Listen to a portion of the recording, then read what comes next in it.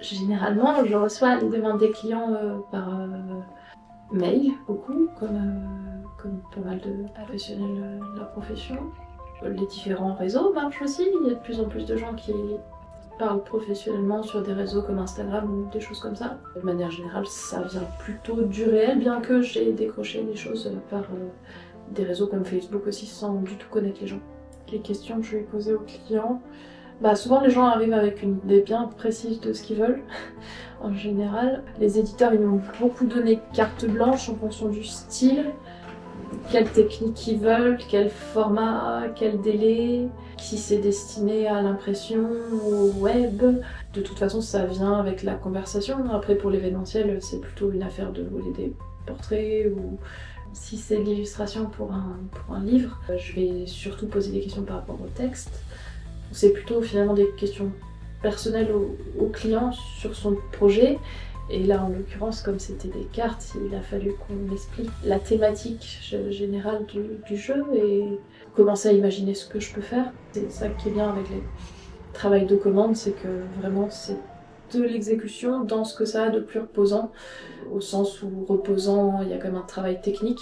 On n'a pas besoin de chercher quelque chose qui vient du ventre. Ce que je fais en premier, souvent quand je reçois une commande, c'est de faire des pré-croquis. Les Anglais appellent ça des rough.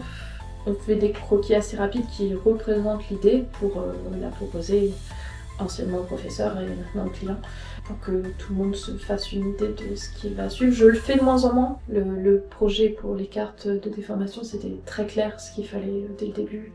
J'étais tombée par hasard avant de faire les cartes de manière chanceuse sur un film où il y avait un acteur qui était parfait pour le rôle du mari, donc j'ai pris un certain nombre de captures d'écran. Puis après je suis allée chercher des films avec des comédies de mœurs, des films de la nouvelle vague avec Jeanne Moreau qui était parfaite dans le rôle de la femme.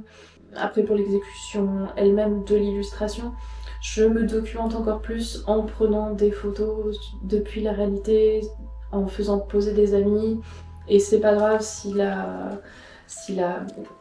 rame du pêcheur c'est juste un vieux bâton tout fin, l'essentiel c'est la position de la main et après on réajuste comme ça, mais la réalité est quand même plus riche que l'IA d'accidents, de surprises, de perspectives et de lumière, sans les tics de visuel de l'IA. À ce stade de croquis, des idées, de réflexion, je laisse le client forcément me dire je préfère le chapeau dans cette image-là, je pense à un projet d'affiche que j'avais faite, mais plutôt avec l'image de patate pelée, ou alors pour les cartes, quand j'avais fait l'image du mari, j'hésitais entre deux poses que m'avait faites un ami par rapport à la position du journal qu'il est en train de feuilleter.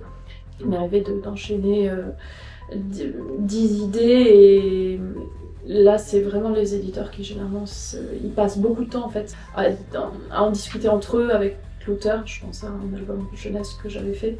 Une fois que les croquis qu'un croquis a été validé, je vais faire le dessin au crayon papier, l'encrer et en fonction de la technique choisie, je fais beaucoup de peinture à l'eau. Donc là pour les cartes c'est un mélange de gouache globalement sur un dessin à l'encre au feutre indélébile. Pour gérer les imprévus de l'exécution, déjà on a notre ami Photoshop, l'outil Fluidité, béni soit-il, où c'est un outil sur Photoshop où tu prends la réalité de la photo et tu la bouges, et ça bouge en même temps, c'est super. Autrement, ce qui est bien avec la peinture, c'est que tu peux toujours recouvrir et ça se verra pas. À quel moment je passe du travail tradi au numérique? Quand je suis allée au max de ce que je peux faire sur papier, que je commence à plus voir grand chose, je scanne, je mets un miroir sur Photoshop et cet effet miroir me montre tous les erreurs de proportion qu'on voit pas forcément si on reste dans le même sens avec l'image. Et je reviens un petit peu éventuellement sur le travail de lumière avec Photoshop aussi pour modifier quelques contrastes qui seraient trop longs à modifier avec la peinture, où c'est par exemple un contraste qui s'est perdu de manière générale. C'est jamais terminé. On pourrait y passer des heures et des plombs en plus, mais c'est juste qu'à un moment Alors, je crois que c'est 2 gars qui disaient il faut préférer l'œuvre suivante, c'est-à-dire que il y a toujours un côté un peu désespérance quand on finit un truc, on se dit j'aurais tellement pu faire mieux, mais il faut pas y passer 50 ans de plus et juste se dire que le suivant sera mieux. Garder l'espoir pour le prochain. Il y avait un peintre qui s'appelle Bonnard aussi, dont on a fait un verbe, on dit bonnardiser parce que c'était un monsieur qui passait tellement de temps à modifier ses teintes et ses valeurs sur la peinture, ça c'était une touche très impressionniste, pointilliste. Moi j'aime bien le travail de la couleur. Non, j'aime bien quand c'est terminé. Satisfaction du travail accompli, je pense. Ce que j'ai apprécié le plus dans ce projet, c'était que c'est super de faire du dessin de personnages comme ça, assez librement. C'était une ambiance que j'aimais bien. J'ai pu faire poser mes amis, donc il y avait un côté aussi où je me suis confirmée que je savais déformer les personnages pour leur faire des figures encore plus proches du personnage de fiction. Donc détourner la réalité. Ouais, puis c'était un super projet d'illustration. Puis je peux faire d'autres cartes après parce que c'est quand même hyper marrant. Enfin, une anecdote rigolote, c'est l'image du fou qui tue la femme. On allait avec un ami près du pont et cet ami a un chien qui voulait jouer avec le bâton, qui tenait le couteau, donc il nous roulait autour.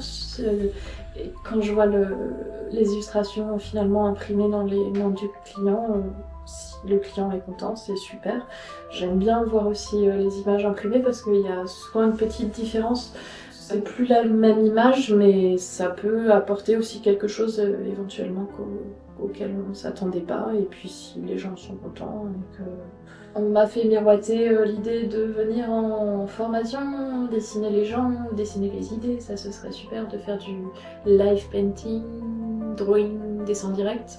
Aussi, on pourra exploiter, le mot est pas joli, mais d'autres types de dessins en noir et blanc que je fais qui peuvent servir à d'autres cartes et me faire continuer. Et c'est cool parce que ça me donne de l'énergie, c'est bien.